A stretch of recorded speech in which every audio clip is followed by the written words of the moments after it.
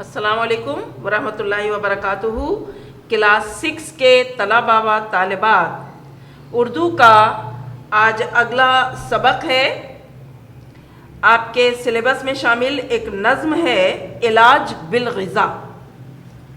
علاج بالغذا اس کا مطلب ہے غذا کے ذریعے علاج۔ غذا کے ذریعے یعنی کھانے پینے کی جو چیزیں ہیں ان کے ذریعے علاج مختلف تکلیفوں اور جسمانی بیماریوں کا۔ تو یہ آپ کی کتاب میں پیج نمبر 30 پر ہے۔ آپ سب اپنی، یہ بہت انٹرسٹنگ ہے، یہ کتاب کھول کر پیج نمبر 30 دیکھیے۔ جہاں تک کام چلتا ہو غذا سے، وہاں تک چاہیے بچنا دوا سے۔ یعنی جہاں تک ممکن ہو دواؤں سے بچیں اور غذاؤں سے اپنا کام چلائیں، غذاؤں سے اپنی تکلیفیں جسمانی دور کریں، کمزوریاں دور کریں۔ جیسے غذاؤں سے مراد ہے سبزی کھائیں، دالیں کھائیں، مختلف چاول ہے، روٹی ہے، دودھ، دہی، مکھن اور فروٹ، شہد، اس طرح کی چیزوں سے اپنی جسمانی مشکلات اور تکلیفوں کا علاج کر لیں۔ اگر تجھ کو لگے جاڑے میں سردی، اب یہاں پر شاعر نے مختلف چھوٹی چھوٹی سی تکلیفوں اور بیماریوں کی دوائیں بتائی ہیں، کیا کرنا چاہیے۔ اگر تجھ کو لگے جاڑے میں سردی، سردی کے موسم میں اگر آپ کو ٹھنڈ زیادہ لگ رہی ہے تو استعمال کر انڈے کی زردی۔ انڈے کا استعمال زیادہ کر دیں آپ، انڈا گرم ہوتا ہے، اس کی تاثیر، اور بالخصوص اس کی زردی آپ استعمال کریں۔ جو ہو محسوس معدے میں گرانی، اگر معدے میں بھاری پن محسوس ہو، ہے نا، اور عام طور پر آپ کا کھانے پینے کا دل نہیں چاہ رہا کیونکہ معدہ قبول ہی نہیں کرتا ہے، ظاہر ہے معدہ پہلے ہی بھاری بھاری ہو رہا ہے، تو اگر معدے میں بھاری پن محسوس ہو تو پی لے سونف یا ادرک کا پانی۔ سونف یا ادرک کو جیسے بوائل کریں آپ پانی میں خوب، پھر اسے ٹھنڈا کر کے رکھ لیں اور وہ پئیں، تو اس سے معدے کا بھاری پن دور ہو جائے گا۔ بنے گر خون کم بلغم زیادہ، اگر جسم میں آپ کے خون نہیں بنتا اور کمزوری ہوتی چلی جا رہی ہے تو کھا گاجر، چنے، شلغم زیادہ۔ تو اس میں بھی انہوں نے مختلف غذائیں بتا دی ہیں کہ اس میں آپ گاجر اور چنے اور شلجم جو سبزی ہوتی ہے اس کا استعمال زیادہ کر دیں، تو یہ آپ کا خون بننا شروع ہو جائے گا، اور یہ بلغم وغیرہ جو بنتا ہے تو یہ نہیں بنے گا، ختم ہو جائے گا۔ جگر کے بل پہ ہے انسان جیتا، انسان کا جو نظام انہضام ہے وہ زیادہ اچھا کیسے رہتا ہے؟ جگر کی وجہ سے، اسی کی صحیح ہونے کی وجہ سے خون بنتا ہے۔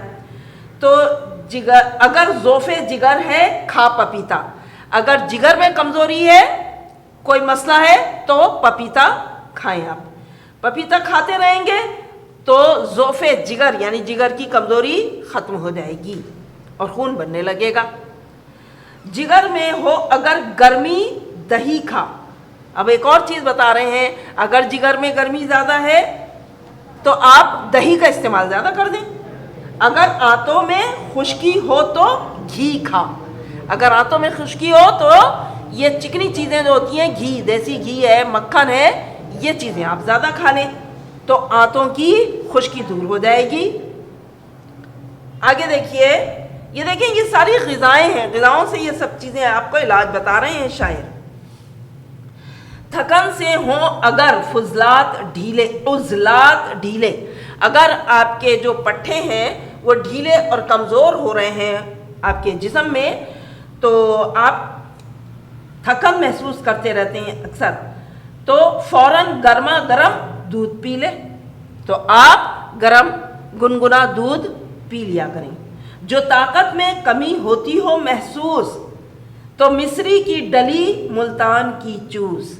مصری آپ نے دیکھا ہوگا، مطلب خشک بڑے بڑے ٹکڑے ہوتے ہیں، جیسے برف نہیں ہوتی ہے جمی ہوئی پکی برف، اسی طرح مصری ہوتی ہے، تو وہ اگر آپ کھا لیں تو کیا ہوگا، آپ کی جو طاقت اور کمزوری ہے وہ طاقت میں بدل جائے گی، آپ اچھے بھلے محسوس کریں گے اپنے آپ کو۔ زیادہ گر دماغی ہے تیرا کام، یعنی آپ کا جسمانی سے زیادہ دماغی کام اگر زیادہ ہے تو کھا لے شہد کے ہمراہ بادام۔ تو بادام جو ہے آپ کے دماغ کو بہت قوت بخشتا ہے اور آپ کا حافظہ اچھا کرتا ہے، اور وہ بھی شہد کے ساتھ اگر کھائیں تو یہ بہت فائدہ مند ہوگا۔ اگر ہو قلب پر گرمی کا احساس، یعنی دل پر اگر زیادہ سینے میں گرمی محسوس ہو رہی ہے، احساس ہو رہا ہے کہ گرمی ہے، تو مربع آملہ کھا اور انناس، تو آپ کیا چیزیں استعمال کریں؟ آملہ اور انناس کا مربع۔ تو یہ چیزیں کھانے سے بہت بہترین آپ کو اثرات محسوس ہوں گے اور دل کے سینے کی گرمی ختم ہو جائے گی۔ جو دکھتا ہو گلا نزلے کے مارے، نزلہ اتنا زیادہ ہے کہ گلے میں بھی تکلیف ہے، تو کر نمکین پانی کے غرارے۔ آپ سب جانتے ہیں، یہ ڈاکٹر بھی یہ علاج بتاتے ہیں اکثر کہ نمکین پانی کے، گنگنے پانی کے غرارے کیجئے۔ اگر ہے درد سے دانتوں کے بیکل، اگر دانتوں کے درد میں بے چین ہیں آپ، بیکل یعنی بے چین ہیں، تو انگلی سے مسوڑوں پر نمک مل۔ تو یہ جو لاہوری نمک آتا ہے نا، تو یہ آپ لے کر یہ مسوڑوں پر مل لیں، کچھ دیر تک ملتے رہیں، کچھ دیر ایسی چھوڑ دیں، اس کے بعد کلی کریں، انشاءاللہ اس سے درد ختم ہو جائے گا۔ تو یہ قدرتی چیزیں ہیں۔ جو بد ہضمی میں چاہے تو افاقہ، اگر آپ بد ہضمی میں آرام چاہتے ہیں، سکون چاہتے ہیں کہ بد ہضمی ختم ہو جائے، معدہ اچھا ہو جائے، تو 2 وقت کا تو کر لے فاقہ۔ تو آپ 1-2 ٹائم ایسا کریں، کھانا مت کھائیں، بہت ہلکی معمولی غذا کھائیں، اور روٹی جو ہے یہ ذرا بھاری ہوتی ہے تو آپ روٹی نہیں کھائیں۔ 1-2 وقت آپ ایسا کریں گے تو آپ کی یہ بد ہضمی جو ہے، معدہ جو ہے یہ صحیح ہو جائے گا، بد ہضمی دور ہو جائے گی۔ تو یہ آپ کی نظم ہو گئی مکمل۔ اب میں آپ کو اس کا ہوم ورک کرواتی ہوں۔ دیکھیے، علاج بالغذا، ٹھیک ہے؟ اس میں سب سے پہلے الفاظ کے معنی ہیں، یہ 7 الفاظ اور ان کے معنی ہیں جو آپ کی کتاب میں بھی دیے ہوئے ہیں، ٹھیک ہے؟ اس کے بعد سوال نمبر 1 ہے سوال، غذا کے ذریعے علاج کے کوئی 2 فائدے بتائیے۔ تو یہاں پر 2 فائدے بتا دیے ہیں، یعنی غذا کھانے سے کیا ہوتا ہے، ایک کے بجائے کئی فائدے ہوتے ہیں۔ ایک تو یہ کہ ہمیں ذائقہ اور غذائیت دونوں ملتی ہیں۔ اگر ہم صرف دواؤں سے علاج کرتے ہیں تو ہمیں اس کا کوئی نہ کوئی نقصان بھی اٹھانا پڑتا ہے، اور ہمارا جسم قدرتی طاقت سے محروم ہونے لگتا ہے۔ قدرتی طاقت تو غذاؤں میں ہوتی ہے نا۔ اچھا، اب سوال ہے نیکسٹ، نظم کو غور سے پڑھ کر بتائیے کہ ان موقعوں پر آپ کیا کریں گے۔ تو سب سے پہلے یہ ہے کہ آپ پر تھکن طاری ہو تو کیا کریں گے۔ یہاں پہ مسئلے ہیں اور یہاں پہ اس کا علاج ہے، جو نظم پڑھنے کے بعد ہم نے دیکھا ہے۔ تو تھکن طاری ہو تو گرم دودھ پی لیں، دانتوں میں درد ہو تو مسوڑوں پر نمک مل لیں، زیادہ سردی لگ رہی ہو تو انڈے کی زردی استعمال کریں، امتحان کے دنوں میں پڑھنے کا کام زیادہ ہے، دماغی کام، تو شہد کے ساتھ بادام کھائیں، اگر گلا خراب ہے تو گرم پانی کے نمک ڈال کے غرارے کر لیں، اگر بد ہضمی ہو رہی ہے تو 1-2 وقت کا فاقہ کر لیں، یعنی کچھ نہیں کھائیں۔ اگلا سوال، نظم کا مرکزی خیال چند سطور میں یعنی چند لائنوں میں لکھیے۔ تو دیکھیے، مرکزی خیال اس نظم کے عنوان سے ہی پتہ چلتا ہے کہ شاعر نے مختلف غذاؤں کی اہمیت کو اجاگر کیا ہے۔ دوا سے جہاں تک ممکن ہو بچیں اور مختلف جسمانی تکالیف میں اللہ کی بخشی ہوئی نعمتوں کا استعمال کریں، ان سے تکلیف بھی دور ہوگی، طاقت و توانائی بھی ملے گی۔ آگے سوال نمبر 5، تابع موضوع کی، یہ گرامر کا کام ہے، تابع موضوع کی تعریف اور مثالیں لکھیے۔ تابع موضوع کیا ہوتا ہے؟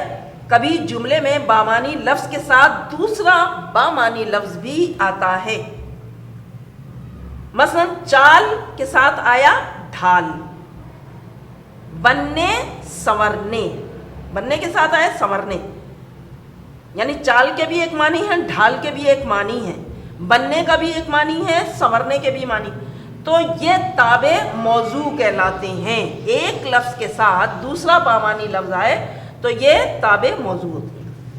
اچھا، اب ہیں تابع محمل. بعض اوقات جملے میں خوبصورتی پیدا کرنے کے لیے بامعنی لفظ کے ساتھ ایک بے معنی لفظ لگا دیا جاتا ہے، اسے تابع محمل کہتے ہیں. مثلا کھانا وانا، روٹی شوٹی، سیر ویر، جیسے سیر کرنے جا رہے ہیں، سیر ویر کے لیے جا رہے ہیں، تو یہ جو ہے نا یہ بے معنی لفظ ہیں. وانا روٹی کے ساتھ چھوٹی، یہ جو لگا دیا نا یہ بے معنی لفظ ہیں، تو یہ تابع محمل کہلاتے ہیں. ٹھیک ہے. اب یہاں درج ذیل خالی جگہ تابع موضوع یا تابع محمل سے پر کیجیے. دیکھیں یہ جو بھی خالی جگہ ہیں یہ ہم نے پر کی ہوئی ہیں. ٹوٹل 12 ہیں، آپ کی بک میں بھی دی ہوئی ہیں. یہ آپ مکمل کر کے بہت نیٹ کام کیجیے گا، مارجن لائن چوڑی لگائیے گا، اور یہ سارے کام آپ جلد سے جلد چیک بھی کروا لیجیے گا. یہ علاج بالغذا کا کام مکمل ہو گیا.